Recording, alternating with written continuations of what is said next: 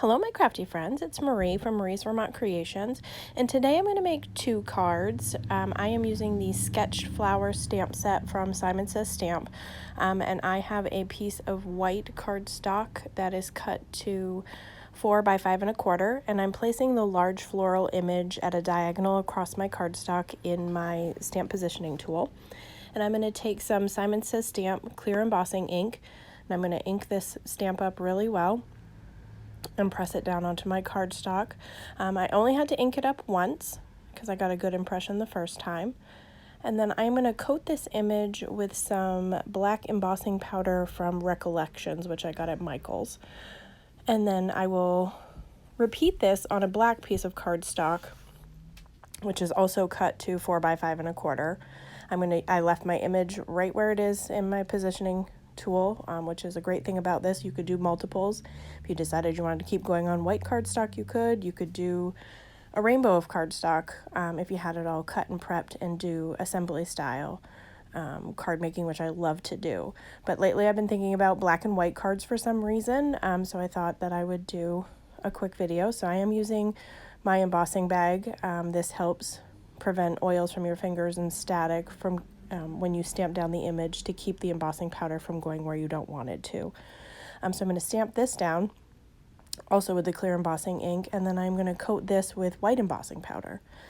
And then I'm going to heat up my heat tool and heat both of these images until they're smooth and melted. Again, you can tilt them in the light and see when it's completely all set, because it's grainy when you first put it on the image, and when you heat it up it becomes smooth and shiny, so you can tell where you've missed in any areas. So I'm going to set both of these, which goes a little quicker on the second one because the heat tool is warmed up even more than when I started on this piece of black cardstock. It turns out I like the white on the black cardstock. I enjoy them both, but I think this one turned out to be my favorite one. So we're going to heat both of these. I do heat it from the backside, and the reason for that is to kind of prevent warping of your cardstock. If you do have a lot of warping, you can always put foam tape on the back of your panel so that it flattens it out. You can also put it in between some copy paper and run it through just your plates of your die cutting machine. That will also help smooth out if you have any warping on your paper. So then I'm going to take this panel and I'm going to put it back into my stamp positioning tool. I'm going to take off that large stamp and I'm going to replace it with one of the sentiments from the Sketch Flowers stamp set.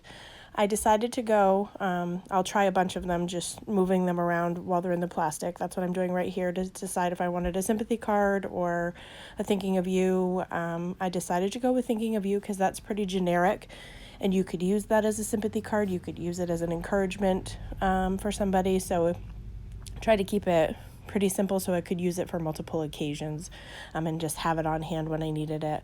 So I'm going to stamp this down on both of these card panels, again using the clear embossing ink, and then cover them with the matching embossing powder. I was just using the leftover that I had in my coffee filter.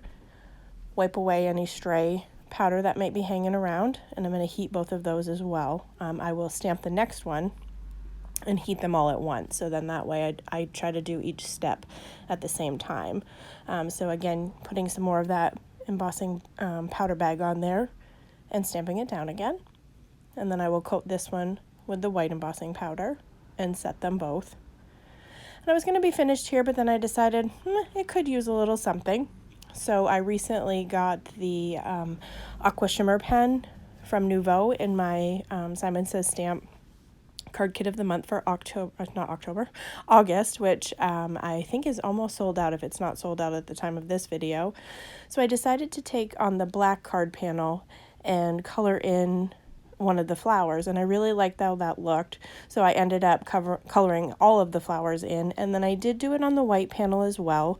In real life you can see it, the camera didn't pick it up at all, but it adds a little something special to it in person. So on the black one I just took a regular piece of tissue and wiped away the extra embossing powder bag because that will leave a film onto your cardstock, especially if it's a dark color. So that's all I was doing there.